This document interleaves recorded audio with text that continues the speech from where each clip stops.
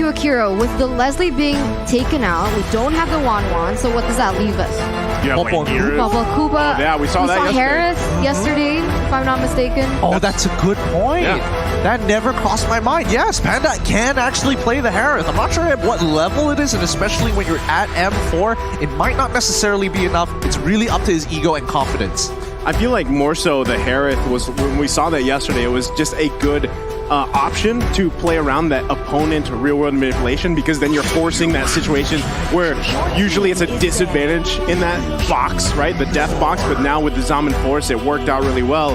And you might, if you did lean towards a mage gold lane, it might be a little bit too much magic damage, where then you see that really countered with the itemization from RRQ Akira here. You can see last couple bans, though, that came out was going to be the Kaja as well as the Atlas here, and right away the Cho is locked in for RRQ Akira. Very, very nicely done. All right, so with the armor shred coming in from Dyrok, I'm thinking maybe Irithel doesn't look too bad in this particular situation. Having a lot of movement speed really helps to cut your opponents like Cho, running away specifically from Claude, and particularly the Joy, which is rather frustrating because you want to slow her down, but you know, with her ultimate, she says, no, I'm going to keep running at you.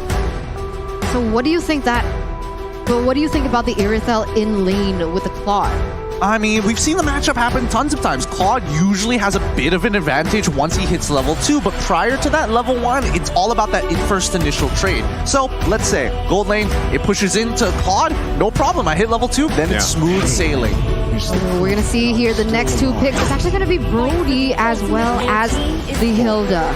Okay, I like the Hilda pickup, right? We've seen how much of a nuisance Hilda can be, but yesterday when we had that preview, it was also paired up with a Masha. So this time it's going to be a little bit of a nuisance, I feel like, for RRQ Akira, especially is this Joy going into the jungle, right? That's something that they have to keep in mind. But I do also like the Brody pick, because at least you can work with the space that he has and then just kind of fade away, torn apart memory. But hold on, RRQ Akira going to lock in a Terizla. Learning from their brothers here. R7 brought it out themselves against the glue. Let's see how effective it is once more, this time on Takashi. It might be the difference maker here. Maybe Terizla is the answer to glue. Personally, I don't feel it necessarily being that way, but that penalty zone, oh my goodness, it can make the difference with a flicker. So keep your eyes out on Takashi. If he makes that play, it's all over. Both compositions have been set in stone as we are moments away of entering the land of dawn. Are you team RRQ Akira from Brazil, or are you team Hack from Malaysia? Man, I'll tell you what, both team compositions are actually pretty scary here, but I still want to see how this Terizla pick works. Is it going to be utilized very well alongside with everything else being thrown at them?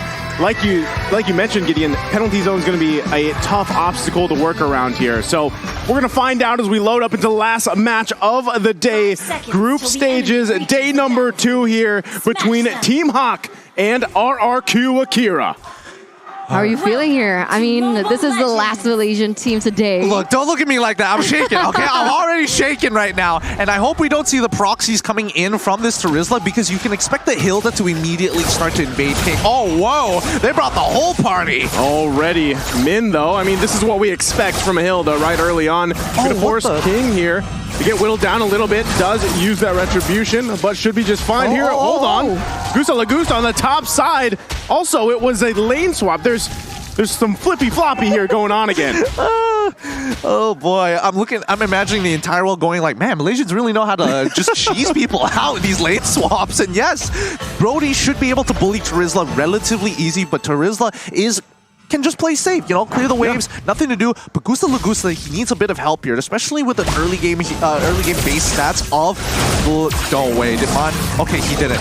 With the base stats of someone like Lu, it should be more than enough. Wow, okay, Gary's still going to commit on this, or is he going to back off? A lot of pressure here on King already in the jungle early on. But let's see how this all situates.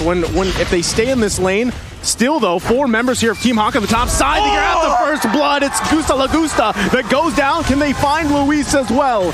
Min has to back off. He's quite low, but already first blood for Team Hawk. Beautiful, beautiful pressure from Team Hack here. They know exactly the winning conditions for RRQ Akira, and that's going to weigh heavily on how Gusta Lagusta is able to farm. And in this early game, he's already been taken down once. They already have a lot of damage onto this tower in the top side, and they're going really crazily more onto this. They're getting hyper aggressive here. I think they're going to proxy this wave. They might even, honestly, if they wanted to, they could have broken the first turret and traded for the turtle, but instead, they're going to run down and focus on these neutral objectives. Oh, Takashi. Oh, Team Hawk making their way down to the turtle pit here. They're going to find the target, and Takashi falls here with the setup. Now it's Saijin here. King's still going to be working on the turtle. The rest of the team coming to join the party. Can they grab it? It's King that gets the turtle with retribution. They're going to force the flicker out from Saigon. And just like that, it's 2-0 for Team Hawk with a nice little bit of a lead. Min's got to be careful here too, still making the pressure for King on this purple buff. RRQ Akira need to find a way to slow things down, right? Because right now they're playing exactly into the tempo that Team Hack wants them to. And Min is so confident enough that he can go in 1v4 and he doesn't care. As long as he's able to deter the rotations from King, he's doing the perfect job. Yeah, I mean, he understands his only problem is, oh, if I'm too low and then I get CC'd, that's when he has a problem. So he's keeping a very close eye on Luis. The moment he moves, he can tell the rest of his team where they should expect the upcoming battle, which is on the top side of the map. Okay, they're going to focus on Man here. He takes a little bit of damage, should be able to heal back up, uses the rough waves as well. Gets out of dodge for now, but still into the jungle we go. It's Min continuing on at being a nuisance, but King's had enough. Can he get the kill? Here's going to be working on it. Lola there to help him out. Nobody goes down yet. Tell me, I mean, everybody can say, oh, you know, EXP late, it's so boring, and oh, glue, he's not busted. Don't lie to my face. Don't you ever lie to my face. He is so unbalanced right now. Well, he's going 2 versus 1. Gets the way of the dragon just to disengage. But yeah, wouldn't you rather see this than the Esmeralda or Uranus matchup we always used to see before? Yeah, true. I mean, like, how many seasons did we see the Esme Dairoth or Esme Uranus? Hey, right? look, as the M series historian here, I'm tired of seeing Lunox Harith. You know, that was a very good amount of a long time. Same goes to Brock, but hey, you know, in this particular situation, at least Glue brings a bit of color. I mean, right now, RRQ Akira, they are trying to be aggressive as well, and that was kind of questionable, right? Because the last team fight that they actually wanted to go for, it wasn't Cho with level 4 yet, so he didn't have the CC that he wants, and now you can see once again how aggressive they're going, but here we go! Gary gonna get kicked into the wall. It's King that grabs the kill here. So a pickup for RRQ Akira, and Takashi grabbing another one as 2 fall. They're gonna look for a third man on the run here. 4 members of RRQ on the hunt, and Man can't escape that as Luis takes him down. That's what I was talking about, right? They need to know when their power spikes hit. They need to know that most of the members from their team require that level 4 to have an impact in the game, and that's exactly how they are going to be able to turn it around. They need to play patiently, look for the moments, and not force anything. Oh, just like that, another pickoff here from Luis, the right target. Min, though, gonna bob and weave the best he can. We've seen this before. He's able to escape with the sprint. What's up with us in Hilda? We're just cracked on it. We're so crazily good on it. Honestly, even during MPLs, they don't look this good. So here at M4, these supports are really waking up to the movements, and especially with the way that RRQ is handling them. But I do think that RRQ, they're starting to adapt to this. They're slowly adjusting. Yeah, that was like deja vu. Literally same pathing, same hero, same country, and just like that, another turtle going in the hands here. And Team Hawk, look at the lead that they're building, right? It is slowly but surely building in their favor, but I gotta say, RRQ Akira, finding moments just like this, it might be another kill here, but Luis, look at the damage coming out! Gary punishing him with the strike, forcing the flicker back. Now it's King there, here to help Gusta Lagusta, and just like that, another pickup. Wow, they didn't actually get the trade kill there. Well, okay, good moves coming in from Team Hawk, just fast guerrilla warfare, in and out. 1-0 trade for the moment, as we do have a moment to take a look at the items. It doesn't seem like Sagan or King want to commit onto this, so Gideon, take it away. I'm just looking at Glue, the fact that he's got 2 complete items already on the board. He's got the most gold on his team, and then I'm looking down at Panda, who's only got 41, and he's just like, yeah, this lane swap was great. Hey, you know what? You can call it a cheese strat if you want, but it seems to be working, I mean, for the most part, right? Now, how will that continue as the game goes on? Again, you have to look at the small lead that they've built themselves up to this point, right? 7 minutes in, they can still work around that, but still, Luis doing an amazing job trying to find any kind of pickup he can with the way of the dragon, so he's got to kind of get past this mid-man combo. King now trying to poke away here. Look at the ultimate also that Saigon has, already forcing the rough waves. That's big. Conceal play going to be committed here. Lola, though, like you said, the front line. King, though, still going to be committing. They know man does not have the ultimate here. They're going to go in with the flicker. The TikTok play comes out. Lola still trying to survive, but it's Panda that takes out Takashi on the top side. But Min falls here in the mid lane. Lola still on the run. Do they find him? Lola can't get away. Oh, he does, though. Panda there. Now it's Luis that gets taken down by Gary. Huge back play from Team Hawk. 2-for-1 trade here for RRQ Akira, and it seems like they're going to look for more. But they do have the man advantage now to be able to go and center their focus and the neutral objective, which is that turtle. Oh my goodness. Right now, Team Hawk, they're just slowing down the game by, again, just harassing, consistently poking at the opponent. They don't really necessarily need this turtle, but denying it from RRQ is even more important. Oh, they're just going to focus on King here. Look at the damage already. The retribution came out, too. So Gary just going to go ahead and grab that turtle away. And just like that, Team Hawk furthering this objective lead now. Focusing also in the mid lane, might be looking to get the tier 2. Can RRQ hold on to it? So far, they do.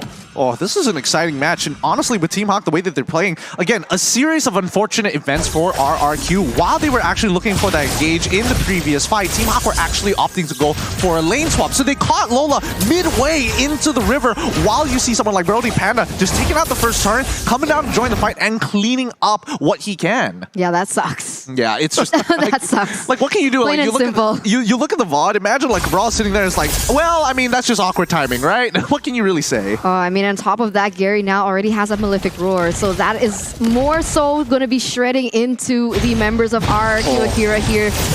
Takashi. Still, though, they're actually able to fight off a little bit here. Man on the run.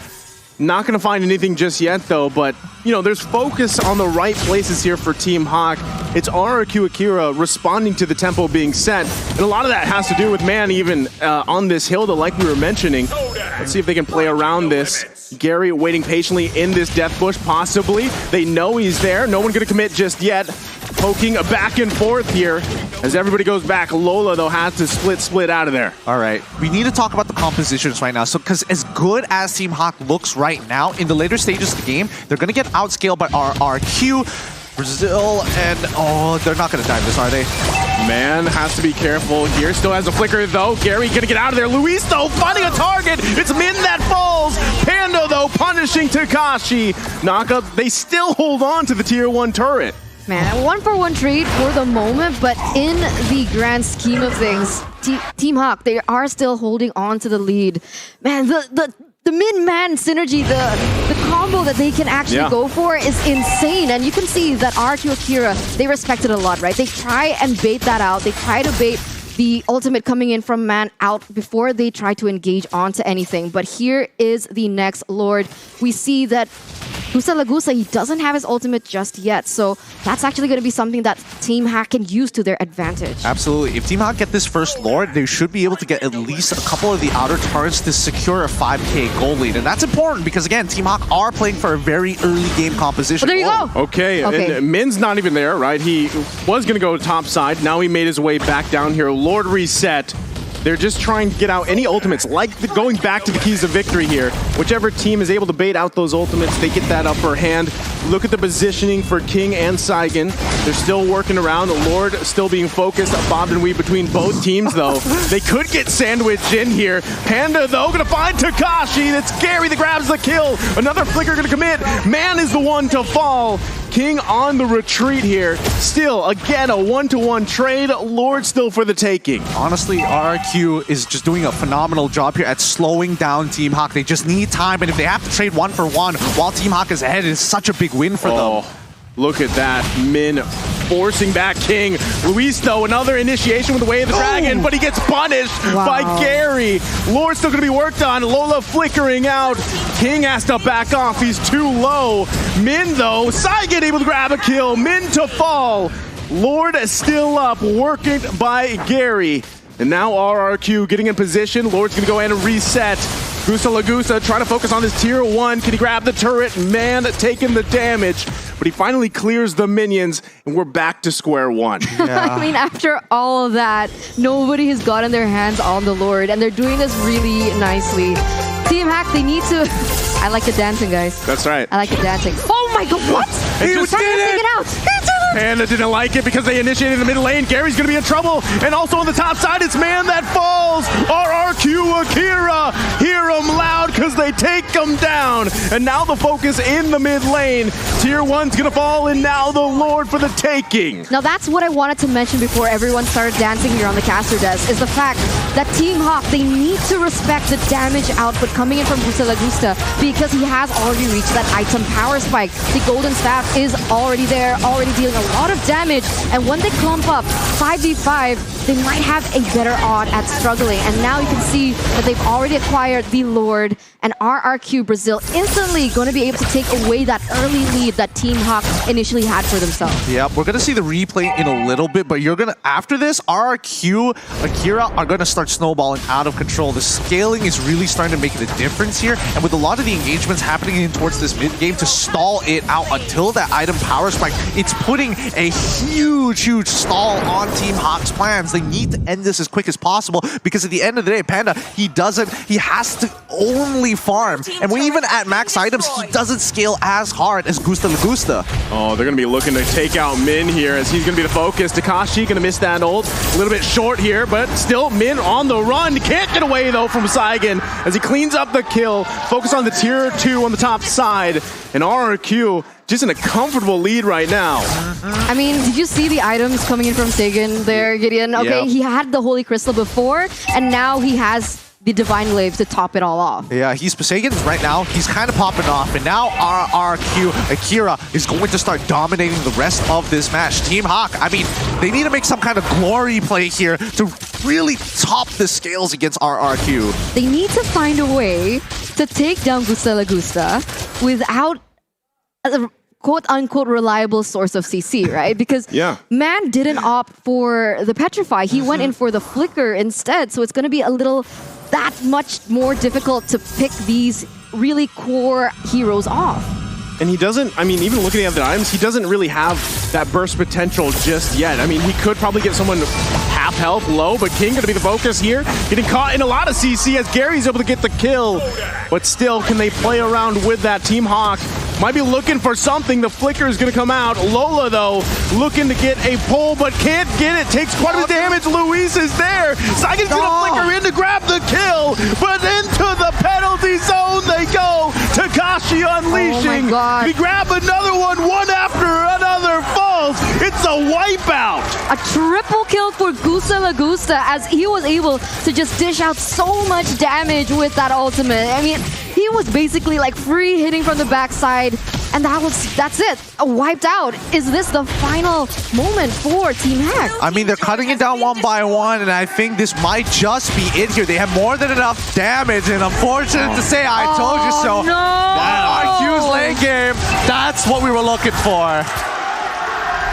Oh, so unfortunate. It only took one moment, one wipe out for the early lead that Team Hawk had set for themselves to be instantly taken back from them. Well done to RRQ Akira. You know what's crazy? Like, how many times did Takashi, like, mess up the ult? And even, I don't know if you guys caught that, but even in the early game, right? The mishap. But the one that mattered to really turn that team fight around even to clean it up was that final moment where he landed, I believe it hit 2 or 3 members of Team Hawk, and then they cleaned up from there. And like Eterna was painting, you know, that picture of Gusta Lagusta being online, especially with that Malefic Roar being locked in, everything just fell into place for them. Yeah, I mean, honestly, if we're looking at the way the game was going to go based on the compositions alone, it follows the script, you know? If you aren't able to get that first Lord to secure